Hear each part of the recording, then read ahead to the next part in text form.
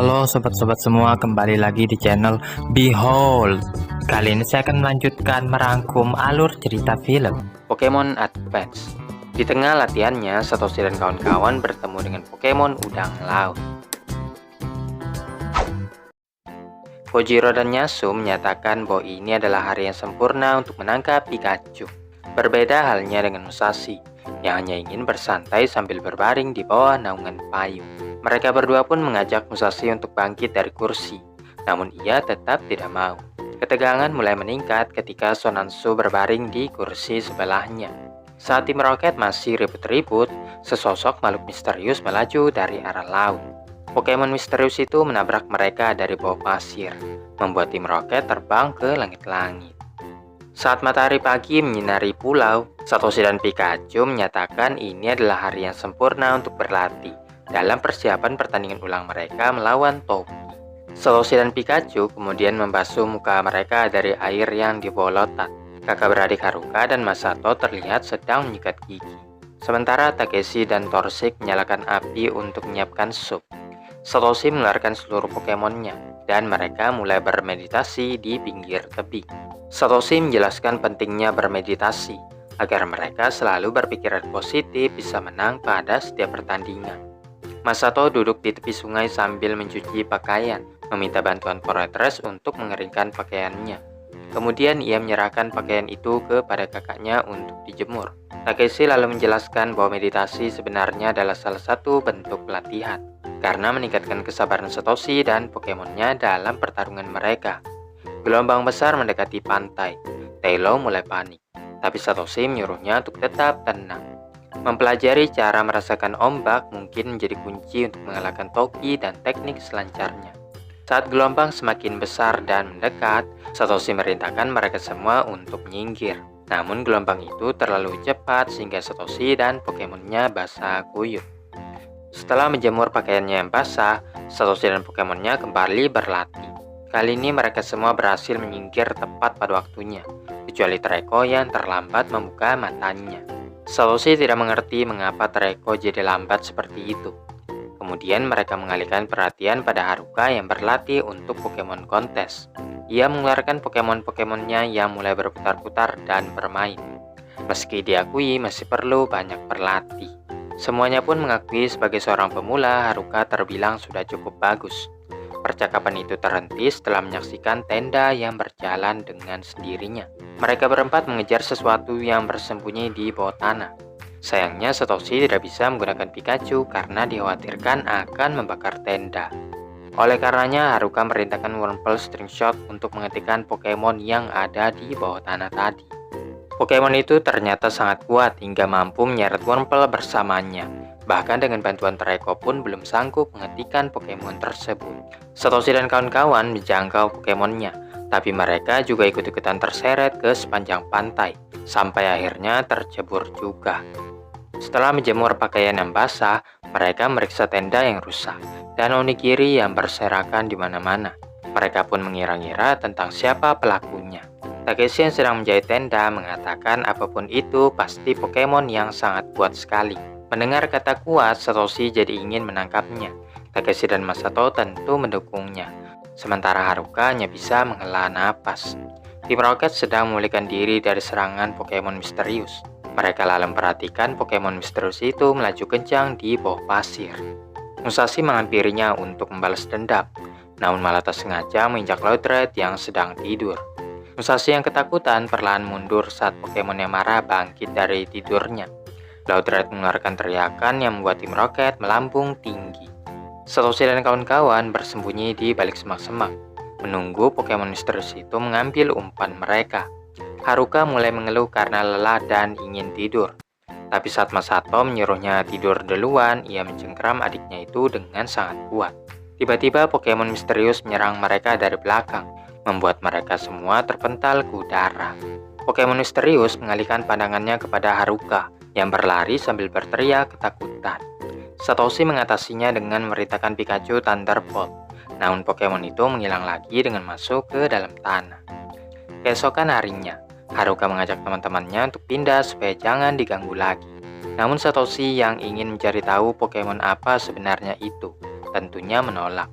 Satoshi menambahkan dia melihat tanduk merah menonjol dari pasir saat bertarung melawan Pokemon misterius. Satoshi dan kawan-kawan lalu membuat jebakan lagi dengan bantuan Fortress. Pada malam harinya, mereka menunggu lagi di balik semak-semak. Satoshi memperingatkan bahwa ada yang datang mendekat. Pokemon yang menyerupai rumput laut itu mulai memakan umpannya. Hingga akhirnya ia pun jatuh ke dalam perangkap. Terungkap itu ternyata adalah tim Rocket yang meraih mereka karena meniru gaya bermainnya. Secara mengejutkan, Pokemon misterius menyerang tim Rocket hingga mereka terpental jauh.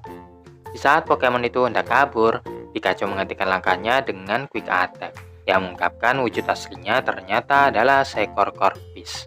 Satoshi menegaskan kembali keinginannya untuk menangkap Corpis, mengira pertarungan ini akan mudah baginya karena Pikachu yang bertipe listrik lebih diunggulkan. Namun pandangannya berubah ketika Corpis mendaratkan serangannya dan berhasil menangkis Iron Tail Pikachu. Satoshi pun mengganti Pokemonnya dengan Treecko. Pertarungan dimulai ketika matahari baru saja terbit. Setelah kedua Pokemon saling beradu serangan, Treecko berhasil mendaratkan combo Quick Attack dan Pound untuk menjatuhkan Corpis. Satoshi lalu melemparkan Pokeball untuk menangkap Pokemon yang sudah tidak berdaya itu. Satoshi mendapat apresiasi dari teman-temannya tentang pengalaman bertarung yang semakin meningkat. Satoshi kemudian mengeluarkan Corpis untuk berjabat tangan dengannya. Dikarenakan Corpis terlalu kencang mengayunkan tangannya, Satoshi pun terlempar lagi. Semuanya menertawakan Satoshi sebelum memeriksa apakah ia baik-baik saja. Ketika yang lainnya sibuk menyiapkan sarapan, Satoshi memberi ceramah singkat untuk Pokemonnya. Corpis beranjak dari tempat duduknya saat melihat rumput laut. Pokemon itu mulai memakan potongan rumput laut yang panjang. Tanpa sadar juga memakan beberapa sampah yang tertempel di sana. Satoshi menyuruhnya untuk stop, memperingatkan Corpis bisa sakit jika memakan makanan itu. Namun Corpis mengabaikan perintahnya dan malah mengempaskan trainernya sendiri. Kemudian Satoshi memperkenalkan Corpis ke Pokemon lainnya, yang mulai memukul mereka satu persatu. Haruka cepat-cepat meraih Pokemonnya, memperingatkan tidak ada yang mau berteman dengan Corpis jika kelakuannya seperti itu. Takeshi mengungkapkan mungkin itulah cara Corpis menyapa teman-teman barunya. Saat sarapan, Haruka memperhatikan Wurmple yang tidak mau makan dan mempertanyakan apakah dia sakit. Torchic menawarkan makanannya, tapi Wurmple tetap menolak. Sampai kemudian Corpis merenggut makanan mereka berdua sekaligus. Tim Rocket menggunakan kesempatan ini untuk menangkap Pikachu, memasukkannya ke dalam sangkar yang dilapisi bahan anti-listrik. Haruka merintahkan Wurmple string shot mengenai balon udara tim Rocket. Mereka berempat lalu memegangnya dengan erat berupaya menahan tim Rocket. Bagaimanapun juga, Satoshi membuat kesalahan saat meminta bantuan Corpis, yang mana capitnya yang tajam malah membuat benang putus. Tim Rocket jadi terbang tak terkendali dan jatuh.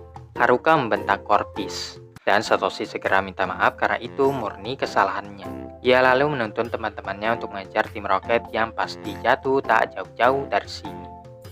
Ternyata benar, tidak butuh waktu lama bagi mereka untuk menemukan tim Rocket.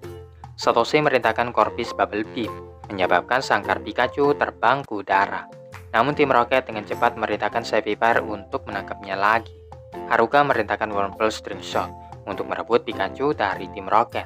Musashi merasa sangat kesal, sehingga timbul keinginan untuk memamerkan Wurmple juga, yang menurutnya lebih hebat daripada yang punya Haruka. Saat keduanya memperdebatkan Wurmple mana yang lebih baik, tiba-tiba Wurmple itu berevolusi.